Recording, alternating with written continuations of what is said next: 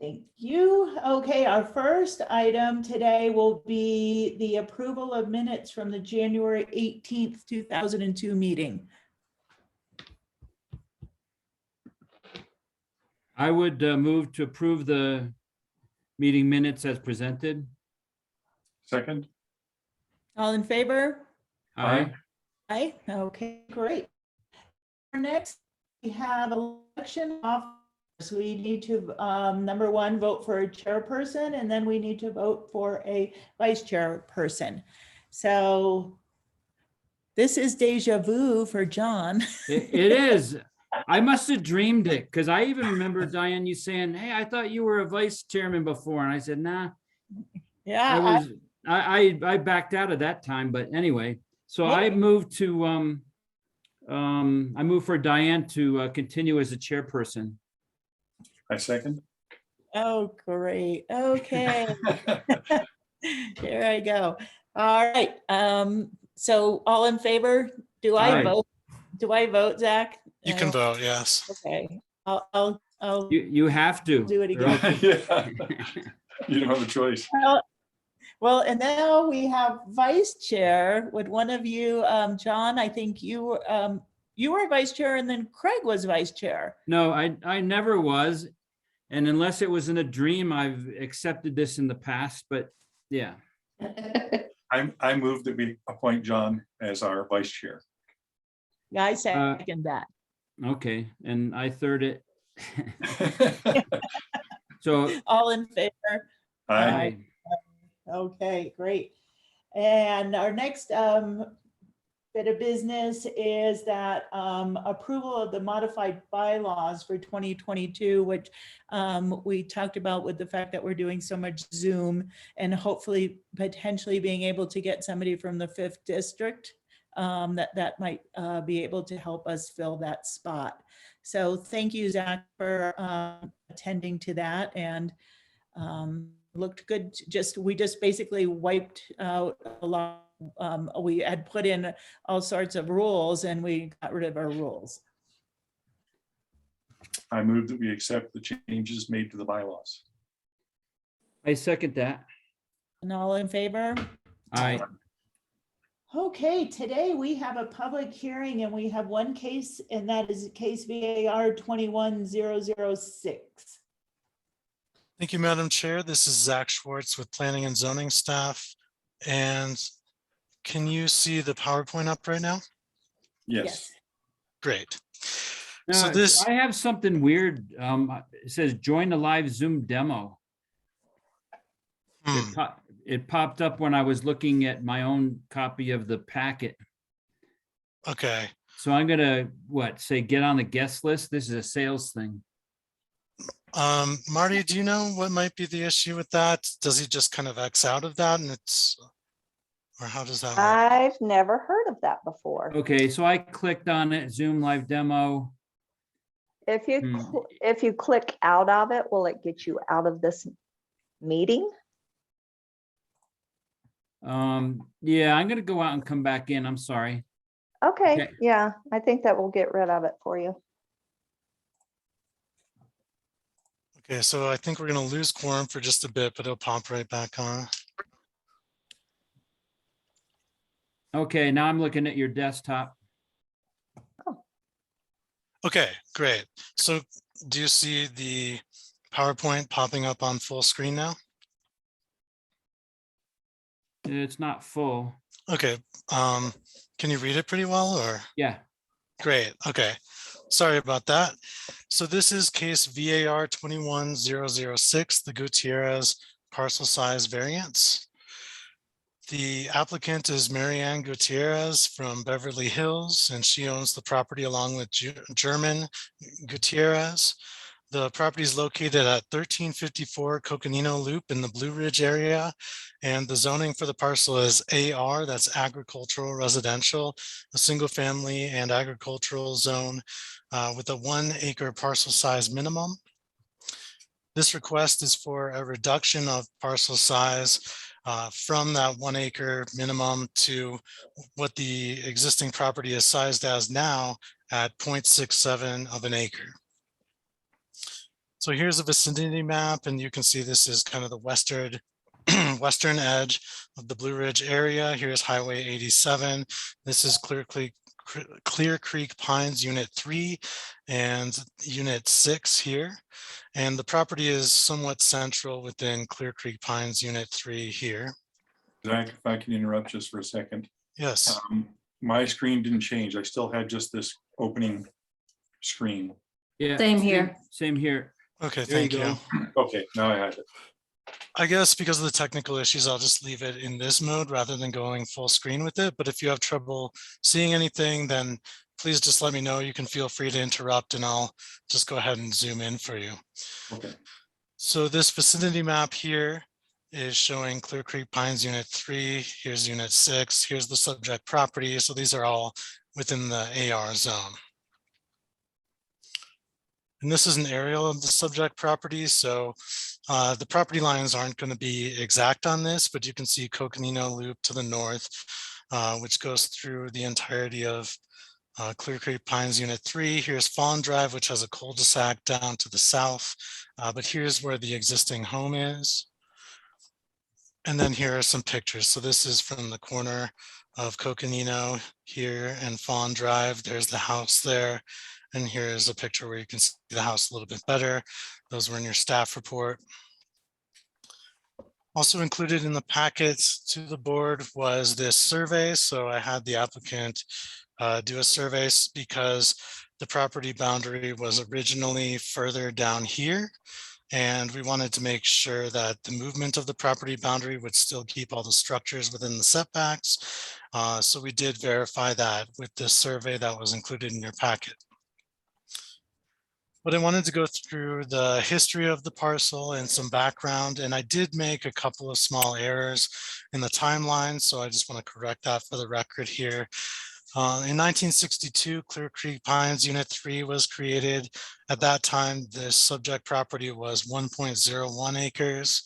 The property owner was a previous property owner at the time, and in 1973, they built the home that exists still on the property.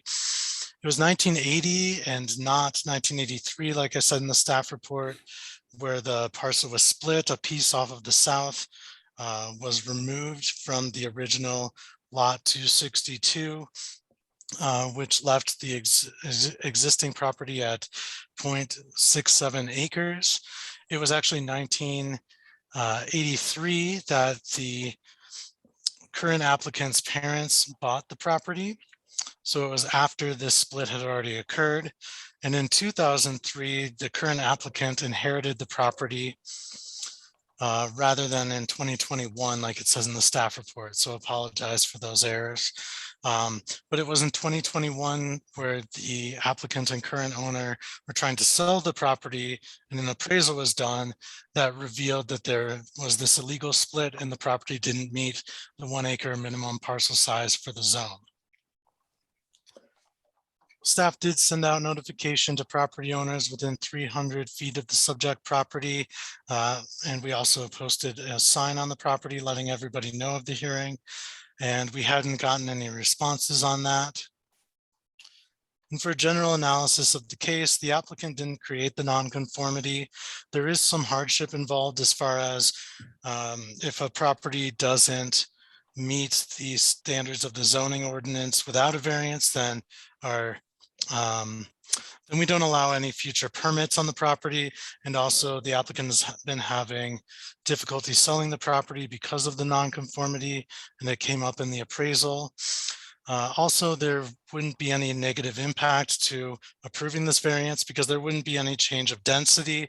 Basically, it would just be an approval of the change in property lines that happened.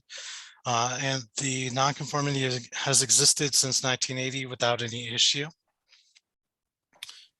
And so the Board of Adjustment has to make some findings of fact in order to approve the case. One of A, B, or C has to be made by the board, and both D and E have to be made in order to approve the case. And I have put in the staff report an analysis. Staff is able to make B, C, D, and E with notes similar to what we had on that previous slide as far as hardship and causing no harm to neighboring property owners. I'm happy to go through any of those findings with the board if there are any questions on that. But for now, if the board is able to make the required findings of fact, staff recommends approval of case VAR 21-006 with the one condition of the staff report. I'm happy to take any questions of the board at this time.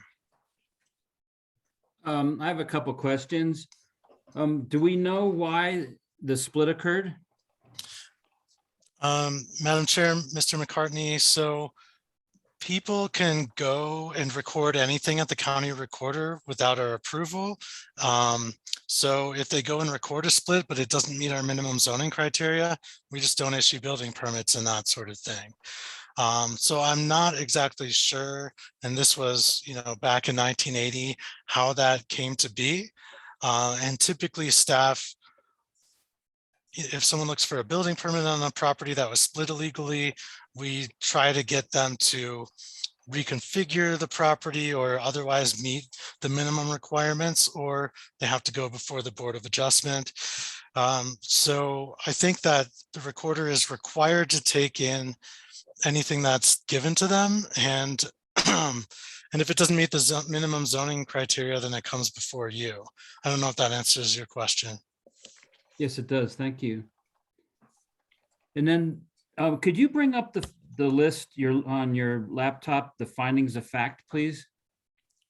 Yes, and would you like me to read those for you? No. Okay. I just wanted to, because I don't, okay, thanks.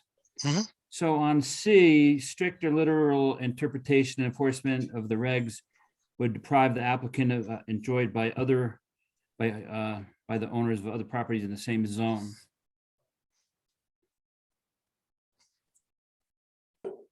Yeah, that seems kind of tricky to me because this property isn't meeting the requirements of the zone.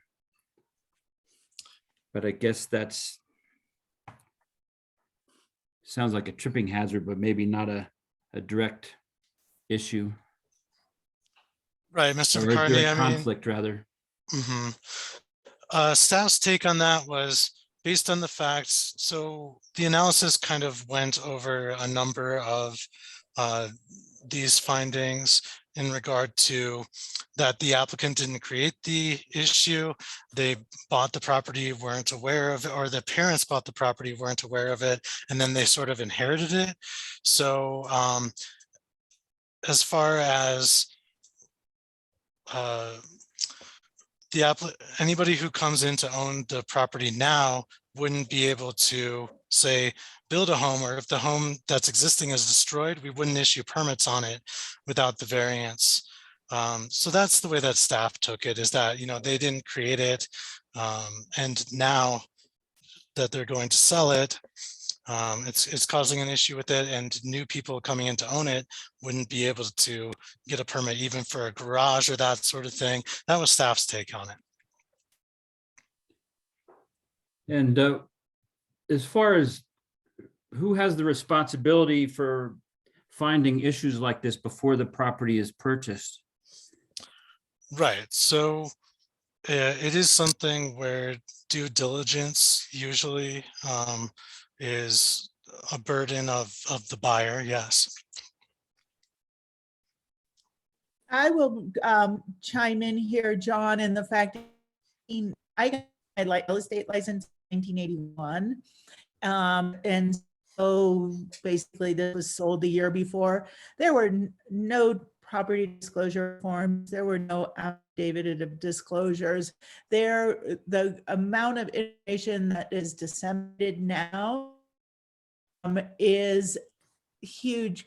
We had a 2-line contract and no disclosures, no and anything that would have brought this up to a buyer's attention in that time frame. Diane, thanks for that. That helps me quite a bit.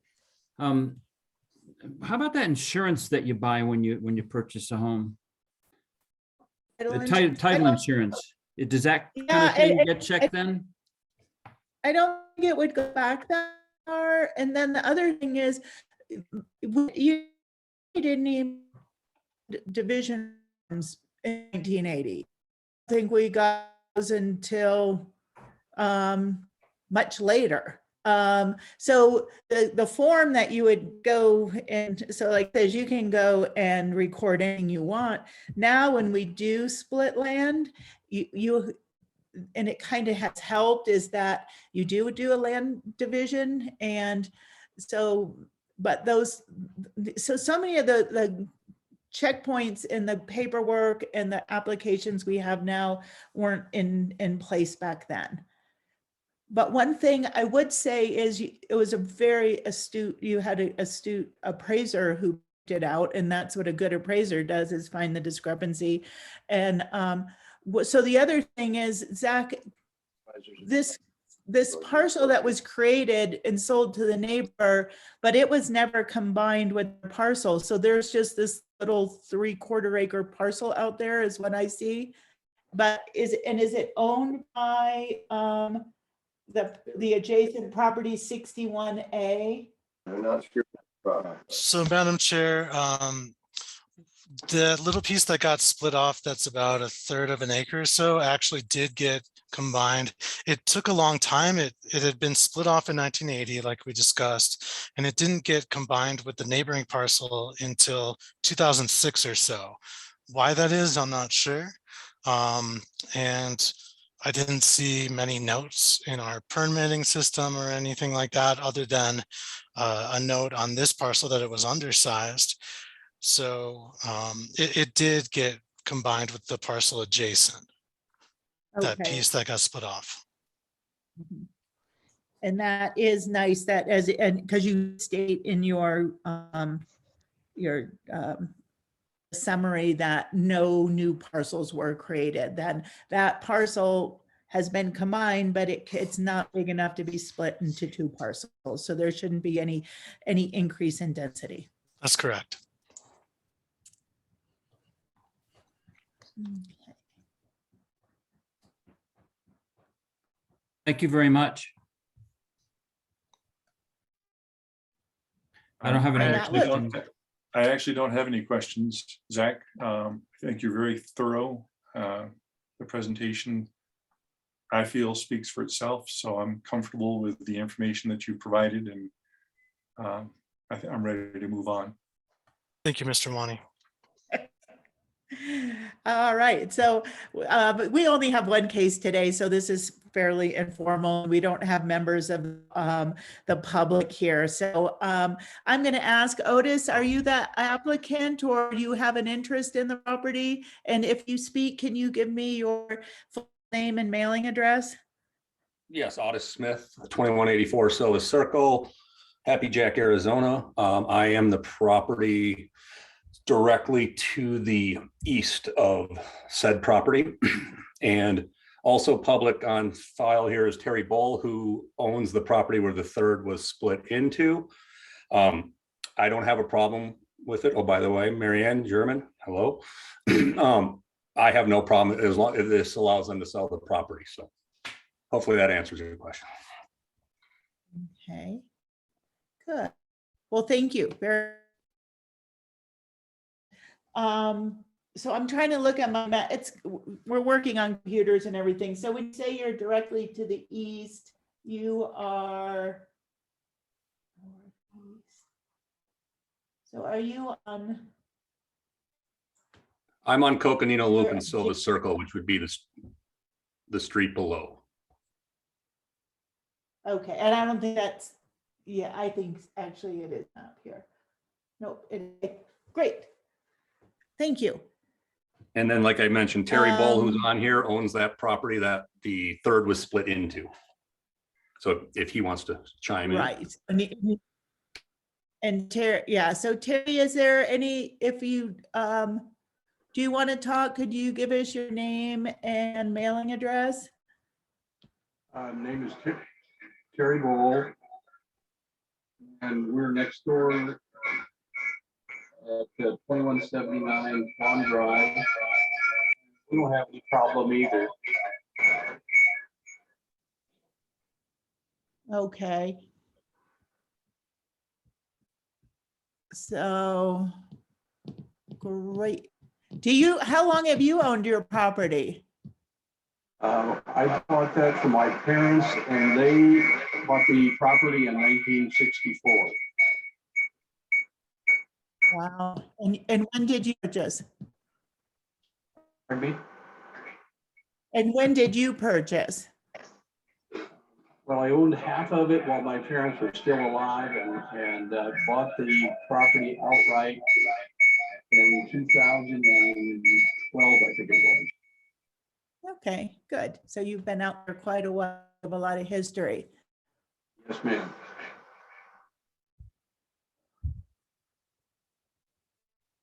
Okay. So the Fawn Run is the second cul-de-sac, the cul-de-sac farthest to the, can you put your cursor on which property on this, in this, I don't Zach? have it on my phone. Its property is 4030806 Okay. Right. And then you're next door as number C, is that it? Oh, no, you're there. Okay, I see where you Madam are. Chair, so this one right here, right in Yeah. the corner, this is the subject property for the variance. This is the property owned by Bowl. Here, I see now. Okay, I had them all both down. So really, there's no improvements on the third of the eight that was added. Looks like there might have been another yeah, okay. That's all I kind of getting bearings since we weren't driving out to Clear Creek Pines this week. So when we're working on a map, it's nice to make sure we know exactly where everything is. Well, thank you. Does anyone have any questions of either of the public that spoke? I don't. I don't. Okay, well, thank you, gentlemen, for your time and joining the meeting. We appreciate it very much. All right, if there's no more questions of the public and no more questions of staff at this time, I will close the public portion of the meeting. And looks like we don't have any, so at this point, we'll talk about the merits of the case and propose a motion. Originally, I had some reservations about it, but after hearing the testimony about how that the split happened a long time ago, kind of before we had all the safeguards in place like we do now, I can vote for the variance. I can also. Okay, great. And I think we're unanimous there that we don't have any real objections to it. It's nice for you to be able to have a conforming property so that in case there is a building permit that needs to be pulled, you'll be able to do it. And the density stayed the same, so there's no real detriment and there's no chance of any more splits that could result in higher density. So I don't have a problem. So we'll look for a motion. Go ahead, John. Yeah, where is it? I'll have it in a second. Go ahead if you want. I'm looking for the title. That's where I'm going. So you'll beat me to it. Okay, so I move to approve case VAR-21-006, including any comments made by staff in the report. I second. Okay, all in favor? Aye. Aye. All right, the case has passed unanimously. And at this time, I think that is the end of our business for today. And we can motion to adjourn. I move to adjourn. I second. All in favor? Aye. Aye. Aye. All right, thank you very much for your time. And Marty, thank you as always for all good information you sent us to prepare for our meeting today. Thank you. thanks everyone. Am I Bye. going to get any sportswear since I'm the VC now? We'll get you a crown. Some free Nike shorts. Yeah. Yeah, be careful what you ask for. So I Okay, Thanks, heard you guys, I heard